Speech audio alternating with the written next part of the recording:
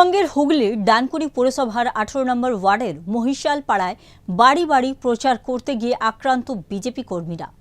অভিযোগের তীর সরাসরি শাসক দল তৃণমূল কংগ্রেসের দিকে।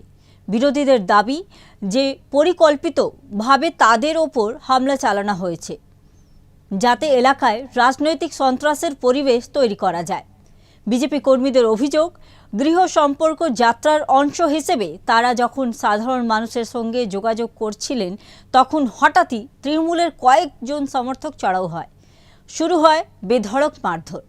শুধু তাই নয়, বাড়ি ও দোকান পুড়িয়ে দেওয়ার হুমকিও দেওয়া হয়েছে বলে জানা গেছে। এমনকি মহিলা বিজেপি কর্মীদের সঙ্গেও অশালীন আচরণের অভিযোগ উঠেছে, যা নিয়ে এলাকায় ক্ষোভ বাড়ছে। শুনুন কি বলছেন আহত বিজেপি কর্মীরা। আমরা সকল ভারতীয় জনতা পার্টি ডানকুনি মন্ডলে 10-12 জন মিলে, আমরা কিছু দিদিরাও ছিল, তাদের সঙ্গে আমরা ডোর টু ডোর ভারতীয় জনতা পার্টির প্রচারে গিয়েছিলাম 18 নম্বর ওয়ার্ডে।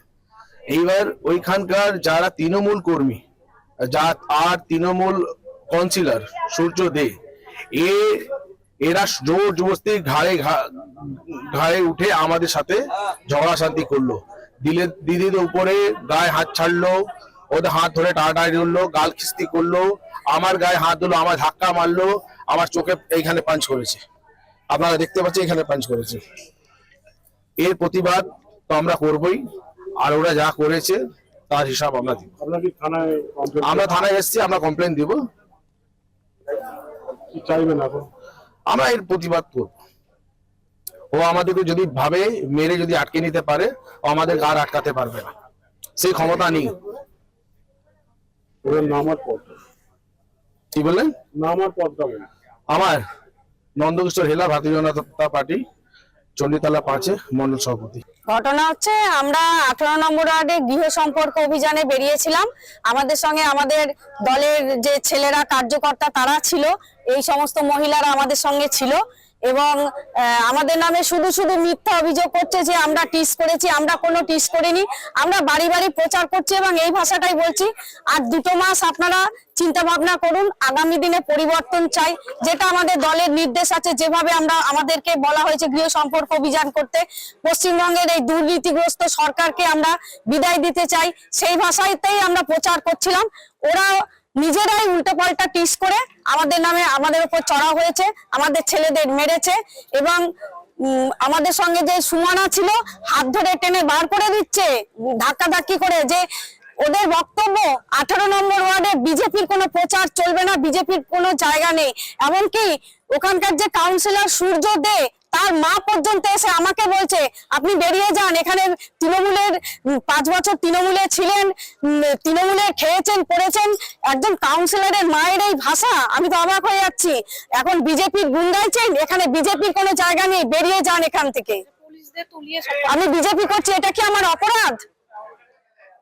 আমরা থানায় এসেছি, অভিযোগ জানাচ্ছি। আমাদের ছেলেদের প্রচুর মারপিট করেছে, ওখানকার প্রত্যেক ছেলের আমি নাম জানি না এবং সেগুলো সূর্যদের সঙ্গে থাকে, তারা কাউন্সিলরের সাথেই থাকে। তারা এগুলো ইচ্ছাকৃতভাবে চড়া হয়ে আজকে এই ঝামেলাটা পাকিয়েছে।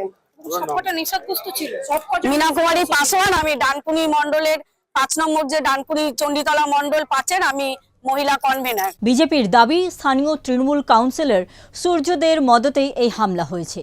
তাদের বক্তব্য, বিরোধী কণ্ঠস্বর দমিয়ে রাখতেই এই ধরনের সন্ত্রাসের আশ্রয় নেওয়া হচ্ছে। ঘটনার পর বিজেপি কর্মীরা ডানকুনি থানায় অভিযোগ জানাতে গেলেও উত্তেজনা আরও বাড়ে। যদিও সমস্ত অভিযোগ অস্বীকার করেছে তৃণমূল কংগ্রেস। শাসক দলের দাবি, বিজেপির রাজনৈতিক উদ্দেশ্যে প্রণোদিতভাবে ভিত্তিহীন অভিযোগ তুলছে। তবে প্রশ্ন উঠছে, বারবার কেন বিরোধীদের ওপরই হামলা হচ্ছে? গণতান্ত্রিক পরিবেশ কি বিরোধীদের প্রচার করার অধিকার কেড়ে নিতে চাইছে রাজ্য সরকার? স্থানীয় প্রশাসন জানিয়েছে যে অভিযোগ খতিয়ে দেখা হচ্ছে, কিন্তু বিরোধীদের প্রশ্ন, আদৌ কি এই তদন্ত নিরপেক্ষ হবে, নাকি প্রশাসনের মদতে ফের চাপা পড়ে যাবে সত্য? ভোটের আগে এমন ঘটনায় রাজনৈতিক মহল সরগরম। ডানকুনির এই ঘটনাকে শুধুই বিচ্ছিন্ন ঘটনা, নাকি বৃহত্তর রাজনৈতিক সংস্কৃতির প্রতিফলন? সেই প্রশ্ন এখন ঘুরপাক খাচ্ছে রাজ্যের রাজনীতিতে। এরকমই খবর দেখার জন্য দেখতে থাকুন সুদর্শন বাংলা। জয় হিন্দ।